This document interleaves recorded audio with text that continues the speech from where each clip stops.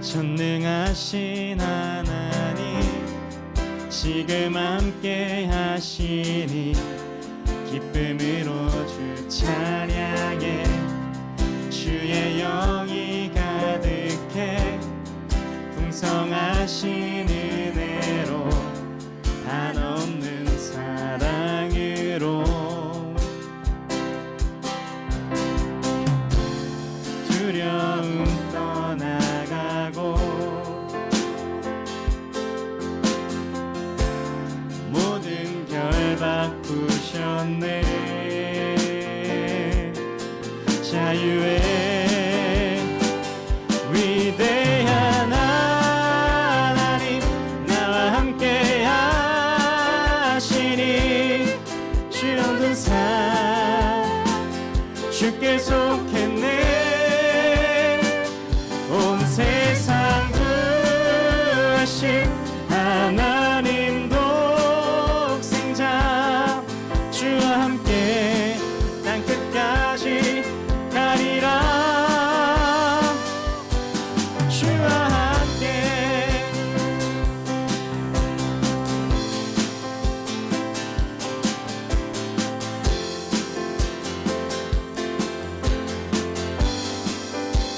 전능하신 하나님, 전능하신 하나님, 지금 함께 하시니 기쁨으로 주 찬양해. 주의 영이 가득해 풍성하신 은혜로 한없는 사랑으로 두려움 떠나가고 모든 결 바꾸셨네. 모든 결 바꾸셨네. 자유의 위대한 하나님, 나와 함께 하시니 내 모든 삶 주께 속했네. 온 세상 구하신 하나님 독생자, 주와 함께 땅 끝까지 가리라. 위대한 하나님, 위대한 하나님, 나와 함께 하시니 내 모든 삶 주께 속했네. 온 세상 구하신 하나님 독생자, 주로는 땅 끝까지 가리라. 주와 함께 두려움 떠나가고 두려움 떠나가고 모든 결 바꾸셨네. 주와 함께 찬양해. 주와 함께 찬양해. 주와 함께 선포해. 자유의 위대한 하나님, 나와 함께 하시니 내 모든 삶 주께 속했네. 온 세상 구하신 하나님 독생자, 때와 함께 땅 끝까지 가리라. 위대한 하나님, 위대한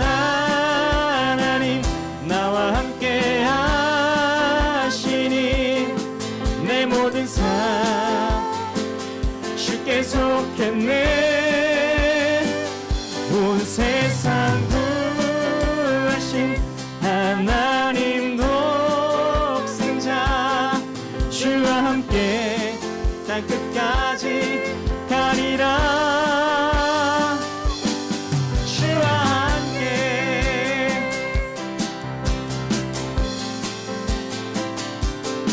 주와 함께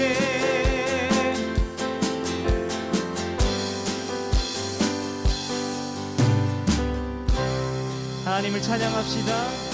할렐루야. 위대한 하나님 나와 함께 하시니 내 모든 삶 주께 속했네. 온 세상 구하신 하나님 독생자 주와 함께 땅 끝까지 가리라. 주와 함께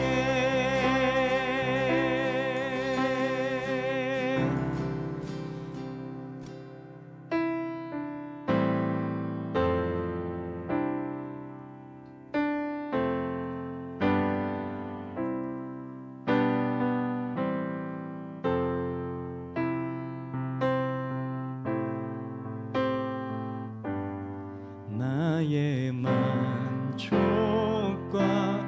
유익을 위해 가지려 했던 세상 일들 이젠 모두 다 해로 여기고 주님을 위해 다 버리네.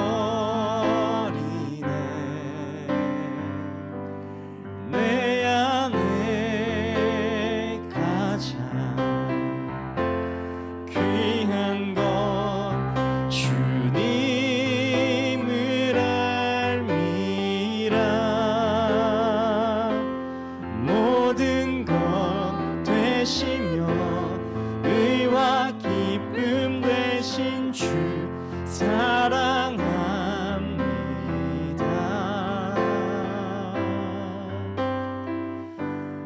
나의 만족과 유익을 위해 가지려 했던 세상 일을 이제 모두 다 해로 여기고 주님을 위해 다 나의 만족과 유익을 위해 나의 만족과 유익을 위해 가지려 했던 세상 일을 이제 모두 다 해로 여기고 주님을 위해 다 버리네. 내 안에 가장 귀한 건 주님을 알미라. 모든 것 되시며 의와 기쁨 되신 주 사랑합니다.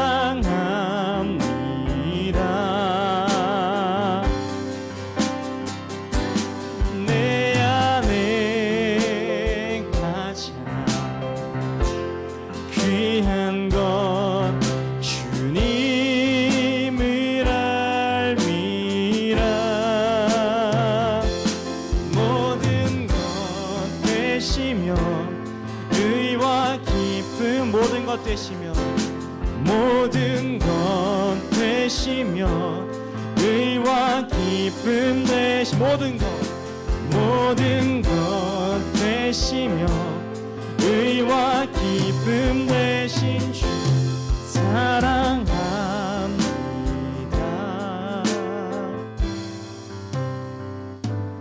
나의 만족과 유익을 위해 가지려 했던 세상 일들 이젠 모두 다 애로 여기고 주님을 위해 다 버리네.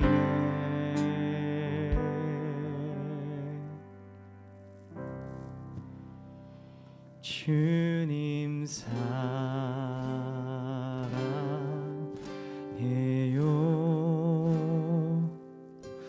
온 마음과 정성 다해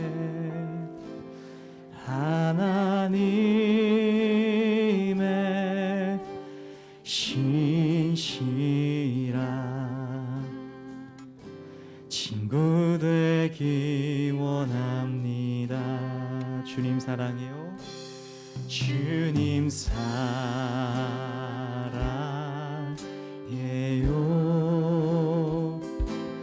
온 마음과 정성 다해 하나님의 신실한 친구 되기 원합니다. 주님 사랑해요. 주님 사랑해요.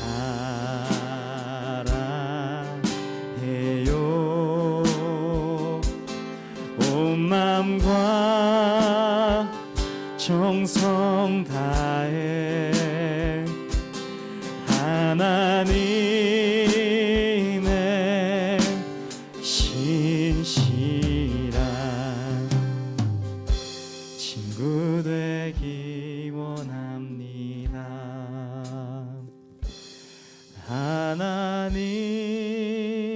하나님의 신실한 친구 되기 원합니다. 사랑의 주님 감사합니다. 주님, 우리가 무엇과도 주님을 바꾸지 않고 오로지 주님 한 분만을 붙들며 하나님의 그 사랑을 의지하며 우리에게 주어진 그 삶을 살아가기를 소망합니다. 하나님, 비록 우리의 앞에 넘어가지 못할 만큼 너무나도 커 보이는 벽이 있을지라도, 너무나도 깊은 골짜기가 그 가운데 있을지라도, 하나님, 그것을 무서워하지 않은 까닭은 그것보다 크신 하나님이 나와 함께 하심입니다. 하나님의 그 크심과 하나님의 그 놀라우심과 그 능력과 그 권세를 의지하여서 우리에게 이 주어진 삶을 독파해 나갑니다. 하나님, 모든 과정을 주님의 선으로 이끄시고 그 선으로 이끄시는 그 과정 가운데에서 하나님을 더욱더 알아가고 하나님을 더욱더 사랑하는 우리 되게 하여 주시옵소서. 하나님의 말씀을 향해 나아갑니다. 하나님, 우리에게 말씀하여 주시고 하나님께서 우리에게 주시는 이 말씀은 우리의 빛이 되며 우리의 뼈와 살이 됨을 믿습니다. 하나님, 우리에게 말씀하여 주시고 그 말씀을 의지하여 살아가는 우리 중고등부 친구들 되게 하여 주시옵소서. 하나님의 사랑이 우리 가운데 가득 넘치기를 소망합니다. 하나님의 평강이 우리 가운데 가득 넘치기를 소망합니다. 주님, 가득히 부어 주시옵소서. 감사합니다. 사랑합니다. 사랑이 많으신 예수님의 이름으로 기도드렸습니다.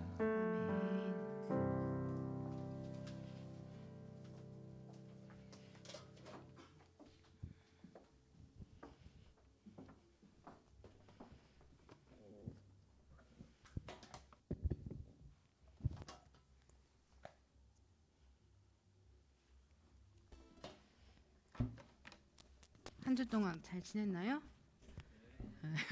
오, 오늘 목소리가 크게 나왔어. 저희 인사하고 시작하도록 하겠습니다. 인사. 찬영아. 졸린 거 아니지? 아직 시작도 안 했는데. 인사하고 시작할게요. 빛이 있으라 하는 거 기억나죠? 네. 인사하겠습니다. 빛이 있으라. 우와. 갑자기 오늘 또 처음 온 친구들은 무슨 일이지? 하울림이 생기는 것 같아요. 제 마이크가요. 조금만 줄여주셔야 될 것 같아요. 네. 에? 너무 줄인 것 같은데. 오늘 말씀은 내가 누군지 아니 네 번째 시간입니다. 너희는 나를 누구라 하느냐. 말씀 읽어볼게요. 마가복음 8장 27절에서부터 34절 말씀입니다. 저와 여러분이 번갈아서 읽도록 하겠습니다. 제가 먼저 읽을게요. 예수와 제자들이 빌립보 가이사랴 여러 마을로 나가실새 길에서 제자들에게 물어 이르시되 사람들이 나를 누구라고 하느냐.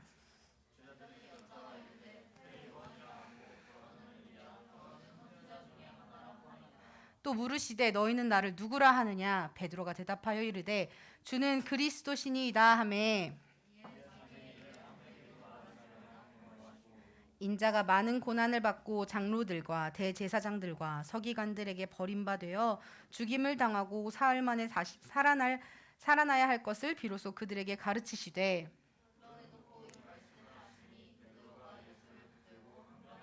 예수께서 돌이키사 제자들을 보시며 베드로를 꾸짖어 이르시되 사탄아 내 뒤로 물러가라. 내가 하나님의 일을 생각하지 아니하고 도리어 사람의 일을 생각하는도다 하시고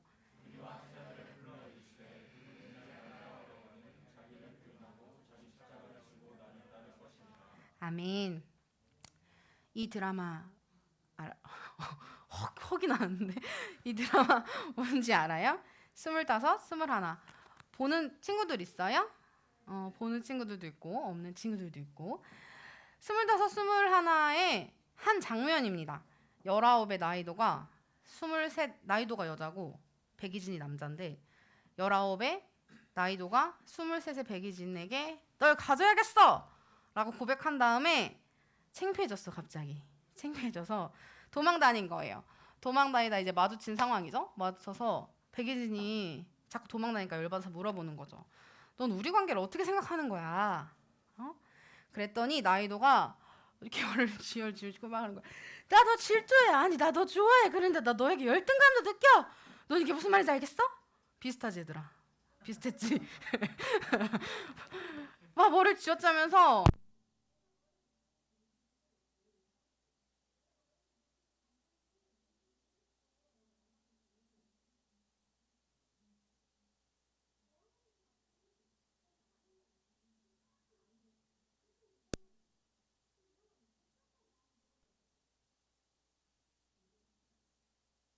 나이도는 둘의 관계를 세상에 있는 단어가 아닌 자기들만의 단어로 정의하자고 합니다. 왜냐하면 자기가 생각할 때 사랑을 붙이기에는 모자라고 뭔가 좋아하긴 하는데 또 막 이게 이상하고 우정이라고 하기엔 또 깊은 것 같고 이러니까 나는 우리의 관계 이름을 무지개라고 자기로 결정했어 라고 하죠.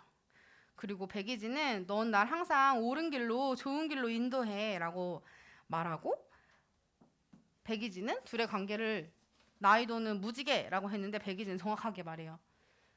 사랑이야. 사랑이야. 고백은 두 사람의 관계가 더 깊어지고 발전되게 합니다. 뉘앙스로만 알던 관계를 단어로서 명확하게 하면서 무지개, 너와 나의 관계는 무지개야.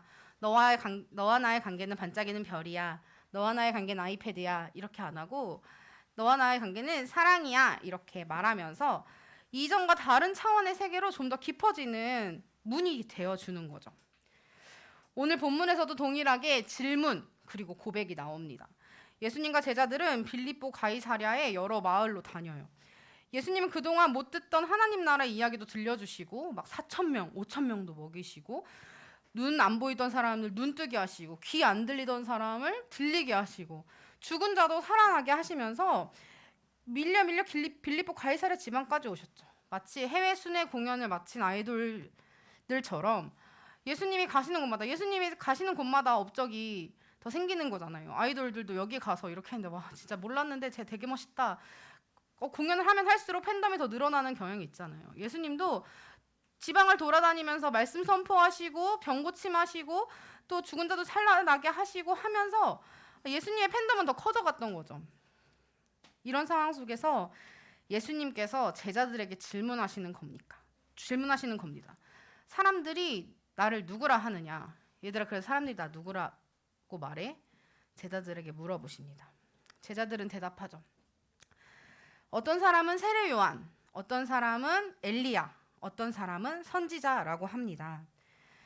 예수님께서 하나님 나라의 놀라운 일을 말씀해 주시는 것, 놀라운 능력을 보고 최고로 할 수 있는 칭찬과 명성을 그 당시 사람들이 했고, 이것들을 제자들은 골라서 말씀드린 거죠.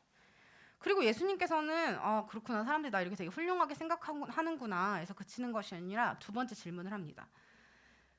그래서 너희는 나를 무엇이라고 하느냐? 너희는 나를 무엇이라고 하느냐? 그 제자들 중에서 베드로가 대답합니다. 주는 그리스도이십니다.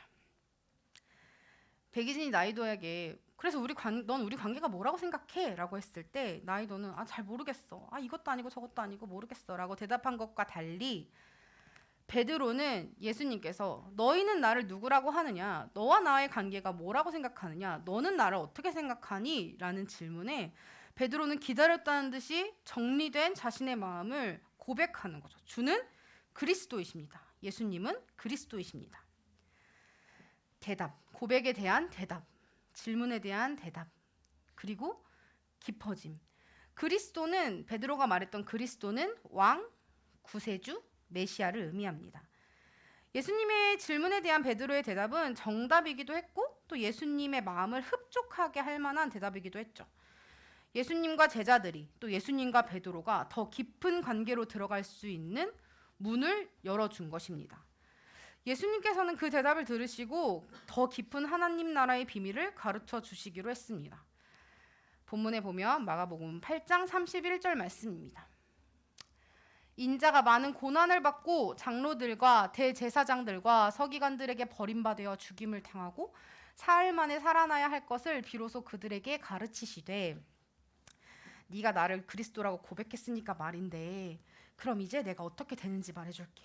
그 전에 그 베드로의 고백이 있기 전까지는 예수님께서 우리 관계가 얼만큼인지 몰라서 이걸 말해도 되는지 안 되는지 몰라서 너희의 믿음이 얼만큼 잘하는지 몰라서 말 안 하고 계시다가 베드로의 그 고백을 듣고 주님은 그리스도이십니다 라는 베드로의 그 고백을 듣고 하나님 나라의 비밀을 말씀하시는 거죠. 하나님 나라의 비밀은 우린 이미 다 알고 있죠. 예수님께서 곧 십자가에 못 박혀 돌아가실 것이라는 것, 그리고 사흘 만에 살아나실 것이라는 것.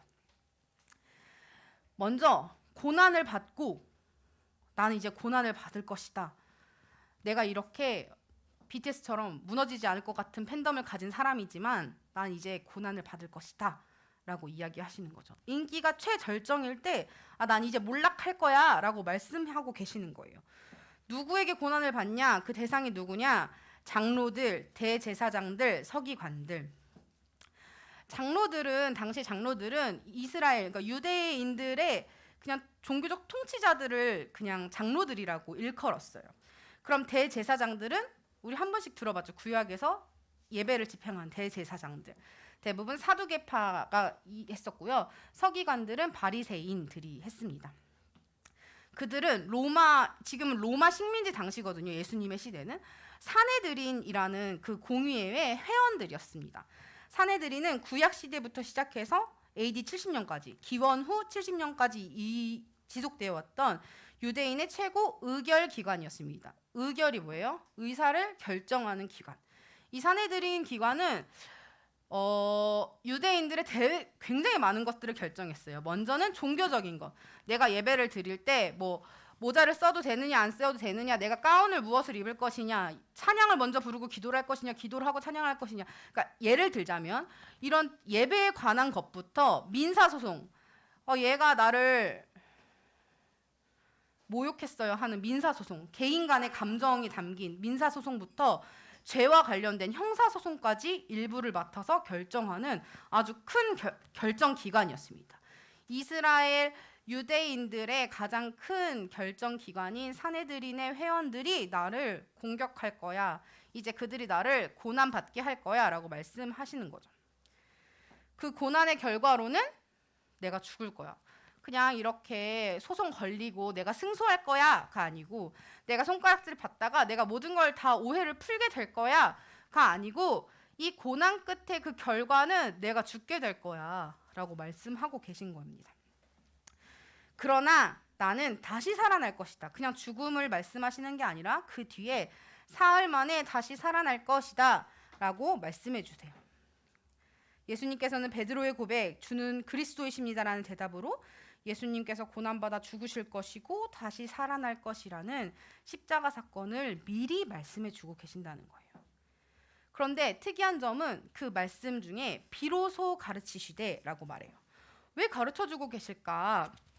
베드로는 예수님의 수제자라고 하던데 예수님을 계속 같이 다니면 예수님의 그런 많은 하나님 나라 이야기를 분명 옆에서 들었을 것이고 예수님의 성품을 봤을 것이고 적어도 예수님만큼 하나님 나라를 보지 못했어도 옆에서 수제자라고 하면 조금이라도 서당계도 풍년을 이렇게 읊는다는데 왜 그렇게 모를까? 당시 유대인들은 그리스도라는 이름에 당시 유대인들이 생각하는 그리스도의 모습이 담겨 있었기 때문이에요. 베드로가 고백한 주는 그리스도이십니다 라는 그 그리스도의 의미가 하나님이 생각하신 예수님이 말씀하신 그리스도의 의미와 당시 그 구약시대부터 전해져 온 뿌리 깊은 유대인들의 그리스도관, 역사관이 담겨 있었기 때문이에요.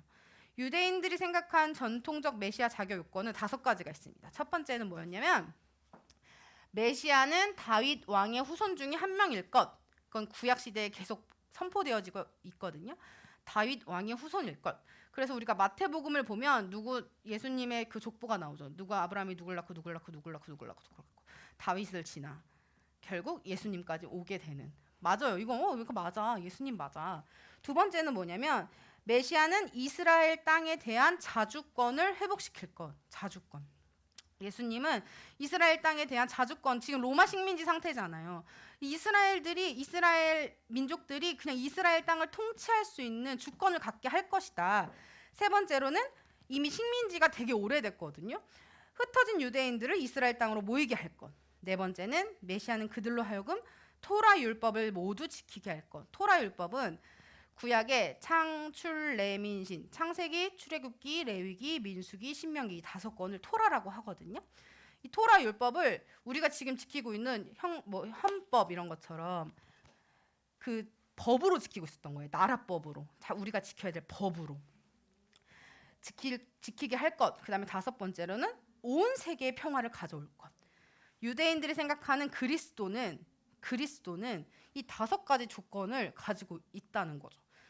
그러면 베드로는 그리스도라 함은 예수님은 그리스도이십니다. 주는 그리스도이십니다. 라고 했을 때 이 5가지를 다 이루실 분이다 라고 고백한 것과 같다는 거예요. 그런데 이렇게 생각하고 있었는데 예수님께서 알려주신 하나님 나라의 비밀은 나 고난받을 거고 나 죽을 거고 나 다시 살아날 거고 완전 뒤엎는 다른 이야기를 하고 계신 거죠. 이스라엘로 시작한 유대 민족은 북이스라엘 남유다가 갈라졌고 또 그마저도 주변 대국들에 의해서 식민지의 삶을 살아갔습니다. 아수르, 이집트, 바사, 페르시아, 그 다음에 예수님 시대인 로마에까지 식민지로서 계속 살아가고 있었죠. 유대인들은 그 식민지를 경험하면서 되게 여러 나라로 뿔뿔이 흩어져 있었어요. 그런데 구약 성경에서 하나님께서 약속하신 메시아가 온다면 이 모든 것이 해결될 것이다. 분명 해결될 것이다. 왜냐하면 하나님이 약속하셨기 때문에 믿고 있었던 거죠. 처음 이스라엘이 생길 때처럼 우리 유대민족, 유대인의 피가 흐르는 모든 민족들은 이스라엘 땅으로 모이게 될 것이고 그 다음에 우리가 스스로 통치하는 것이 될 것이다라고 생각했던 거죠. 그리고 모세에게 주셨던 율법을 다 지키게 될 거야. 우리뿐만 아니라 전 세계가 메시아로 인하여 전쟁과 기근이 없고 평화로운 삶, 샬롬의 삶을 살게 될 거야 라고 기대하고 있었다는 거죠. 예수님께서는 유대 공동체의 높은 사람들, 아까 말했던 장로들, 대제사장들, 서기관들을 굴복시키시는 것뿐만 아니라 왜냐하면 제자들은 뭐 했던 사람들인지 우리 어렸을 때 기억나요? 막 사람을 낚는 어부가 되게 하리라 막 이렇게 배우잖아요. 베드로 그쵸? 기억나요? 원래 어부들이었잖아요. 그러니까 굉장히 하층민에 속한 사람들이었고 대제사장이나 서기관들은 우리로 따지자면 높은 사람들이었고 그런데 내가 예수님 제자가 됐으니, 그리스도의 제자가 됐으니 내가 신분이 변화해졌을 것이다 기대하고 있었던 거죠. 그러니까 나를 무시했던 장로들, 대제사장들, 서기관들을 분명히 예수님께서는 굴복시키실 것이고 로마의 왕을 굴복시키실 것이고 그걸 넘어서서 전 세계를 뒤흔드실 것이다. 예수님께서는 이렇게 생각하고 있었다는 거죠. 그런 전통적 메시아 사관이 담겨있는 그 베드로의 고백을 예수님께서는 친절히 다시 가르쳐 주시는 거예요. 네가 생각한 그 고백 너무 귀해. 우리의 관계에 있어서 그 고백은 너무너무 귀해. 그런데 나는 그런 그리스도가 아니야. 니네가 생각했던 그 그리스도가 아니야. 라고 말해 주시는 거죠. 그럼 나는 누구를 사랑하고 있었는가? 베드로는 충격을 받게 돼요. 그래서 마가복음 8장 32절을 보면 베드로가 예수를 붙들고 항변함에 공동번역으로 보면 이렇게 있어요. 이 말씀을 듣고 베드로는 예수를 붙들고 그래서는 안 된다고 펄쩍 뛰었다. 상상이 되지 않아요? 항변하고 예수님 붙잡고 예수님 무슨 말씀 하시는 거예요? 하고 펄쩍 뛰었다는 거예요. 뭔 소리 하는 거예요? 예수님 그런 그리스도시면 안 돼요. 라고 했다는 거죠. 예수님은 하나님의 아들이라고 하셨잖아요. 하나님께 보냄을 받았다면서요. 예수님은 죽은 자도 살리시고 아픈 자도 살리시고 배고픈 자도 먹이시고 우리가 놀기 싫어하는 인성 쓰레기랑도 친구 먹으시고 무서워하는 종교 지도자들이랑도 이기셨잖아요. 씨름해서 이기셨잖아요. 근데 그런 예수님께서 죽으시다니요. 그럼 우린 어쩌라고요? 베드로의 가장 그 항변하는 펄쩍 뛰었던 그 마음속 깊은 곳에서는 그럼 나는 어쩌라고요? 그럼 우리는 어쩌라고요? 예수님은 사흘 만에 다시 살아나실 것을 분명히 말씀하셨습니다. 예수님의 죽음은 슬픔이 아니에요. 실패가 아니죠. 죽음을 위한 생명이었지만 생명을 위한 죽음이었습니다. 다시 한번 얘들아, 죽음을 위한 생명이었지만 생명을 위한 죽음이었습니다. 다시 한번 죽음을 위한 생명이었지만 생명을 위한 죽음이었습니다. 예수님의 이 땅에 태어나신 이유는 죽음을 위한 생명, 죽기 위해 오셨다는 거예요. 태어난 이유가 전도사님 우리도 다 죽어요. 그게 아니라 우리의 죄를 대속하기 위해서 예수님의 태어나신 목적 자체가 얘를 위해 죽으려고, 쟤를 위해 죽으려고, 나를 위해 죽으려고 태어났다는 거예요. 그런데 이 죽음은 다시 한번 살아나기 위한 죽음이었다는 거예요. 여러분, 죽음이 있어야지만 부활이 있습니다. 죽지도 않았는데 부활할 수는 없잖아요. 죽음이 있어야지만 부활할 수 있습니다. 그리고 이 부활에 이르러야지만 하나님이 이 땅에 보내신 예수님의 목적, 예수님의 사명이 이루어지는 거죠. 그런데 죽음, 이 주는 공포감과 절망감은 베드로에게 뒤에 사흘 만에 부활할 것이다, 다시 살아날 것이다, 이 부활 메시지를 가려지게 했어요. 우리의 믿음도 그렇진 않나요? 우리의 믿음도 베드로와 같진 않나요? 하나님을 사랑하고 예수님을 믿고 성령님께서 함께 해달라고 기도합니다. 내가 믿는 하나님은, 내가 기도하는 하나님은 멋진 하나님이어야만 해요. 근데 멋지기만 하면 안 되고 내 편이어야만 해요. 내 편이라는 거는 내 생각대로 움직이시는 하나님이어야만 한다는 거예요. 내가 주인 삼은 모든 것 내려놓고 내 주 대신 주 앞에 나가 라고 찬양을 부르지만 주권을 하나님께 넘기지 않아요. 하나님, 제가 기도했으니까 시험도 잘 보게 해주시고 대학도 잘 가게 해주시고 아빠 엄마가 제가 말하는 것도 좀 사게 해주시고 날씬하게도 해주시고 하나님께 여러 가지 조건을 말하죠. 제 기도 제목을 말해요. 이 기도가 나쁜 기도가 절대 아니에요. 이 기도는 좋은 기도예요. 하나님과 대화하는 것은 무엇이든 괜찮아요. 그런데 전도사님이 말하고 싶은 거는 뭐냐면 이 기도가 이루어지지 않았을 때의 믿음이라는 거예요. 전도사님도 맨날 밥 먹기 전에 되게 간절히 기도하거든요. 하나님, 맛있는 음식을 먹습니다. 이 음식 먹고 건강하게 해주시고 살은 찌지 않게 도와주세요. 예수님의 이름으로 기도드립니다. 그런데 이 기도가 내가 먹는데 빠지는 역사가 일어날까요? 안 일어날까요? 그런데 그럼 전도사님이 화를 내. 하나님, 내가 기도했잖아요. 내가 이거 먹는 대신 건강하게 되고 살도 빠지라고 기도했잖아요. 근데 우리의 삶이 여러분 웃지만 우리의 삶은 사실 그렇다는 거예요. 기도하는 게 나쁜 게 아니고 하나님이 내 맘대로 안 해주셨을 때, 하나님의 뜻과 내 뜻이 달랐을 때, 기도한 대로 이루어지지 않았을 때가 문제죠. 그때 우리 진짜 신앙이 드러납니다. 그때 우리의 진짜 믿음이 드러나요. 내가 사랑한 하나님은 누구였지? 난 누굴 사랑한 거였지? 여러분이 예배를 드린 이유는 뭐지? 하나님은 우리의 삶 전체를 바라보십니다. 여러분이 지금 살고 있는 14살, 4월, 3일만 살아가게 하는 게 아니고 여러분이 처음 생기는 그때부터 여러분이 하나님께로 돌아가는 그때까지 하나님은 삶의 전체를 바라보고 계세요. 그래서 지금 내가 생각한 고난이나 실패가 절망적일지라도 그 실패와 고난이 있어야 이후에 이어지는 그림이 있을 수도 있다는 거예요. 그렇다고 전도사님이 여러분의 고난과 절망과 실패를 무시하는 건 아니에요. 슬플 수 있죠. 고난이 아프죠. 힘들죠. 죽음은 무서워요. 그런데 그 이후에 하나님께서 신실하게 일하실 것이라는 게 기다리고 있다는 거예요. 항변하는 베드로에게 예수님은 강하게 말씀하십니다. 사탄아 물러가라. 네가 하나님의 일을 생각하지 않고 도리어 사람의 일을 생각하는도다. 주는 그리스도이십니다 하는 예수님 마음에 흡족한, 맞는, 옳은 고백을 했지만 우리의 삶은 그렇지 못할 때가 많이 있습니다. 예수님은 물어보세요. 사람들이 나를 누구라고 하니? 그리고 너는 나를 누구라고 하니? 혈루증 여인 기억하나요? 전도사님이 설교했던 몇 주 전에 수많은 군중 대 혈루증 여인. 선생님이 이렇게 비교했었어요. 수많은 사람이 믿음이 있는 것 같지만 예수님 팔로워인 것처럼 행동하지만 그중 단 한 명만이 예수님이 알아차리실 만한 믿음을 보였죠. 예수님은요, 수많은 사람들의 고백이 중요하지 않아요.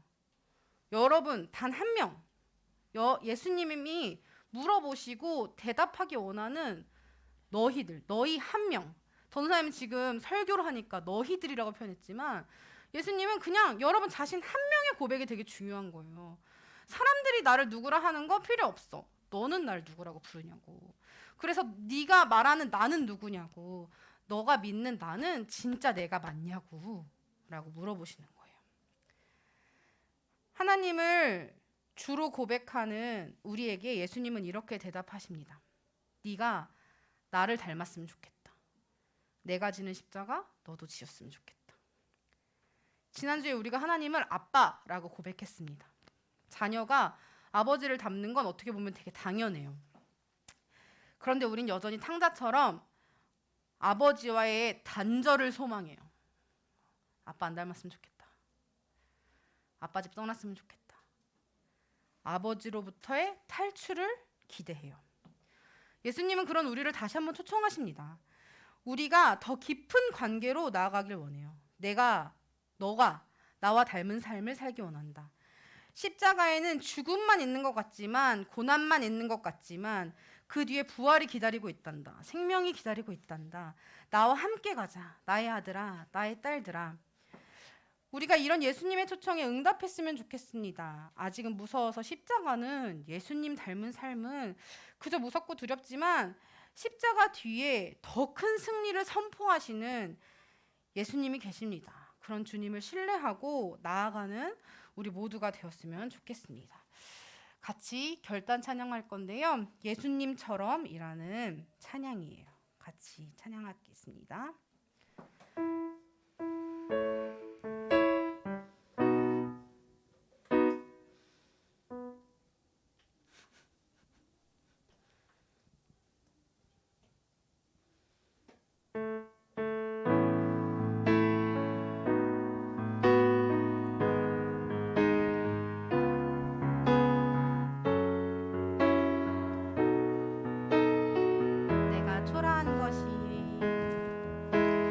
내가 초라한 것이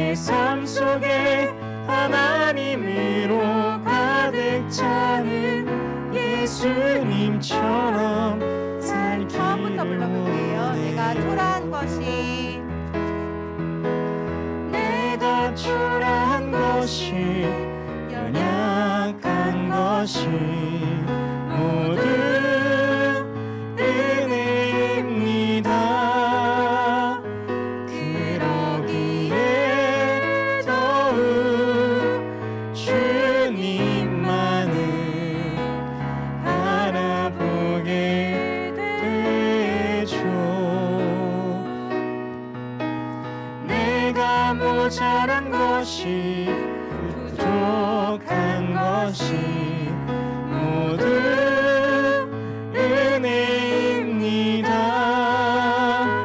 그러기에 더욱 주님만을 닮아가길 원하죠.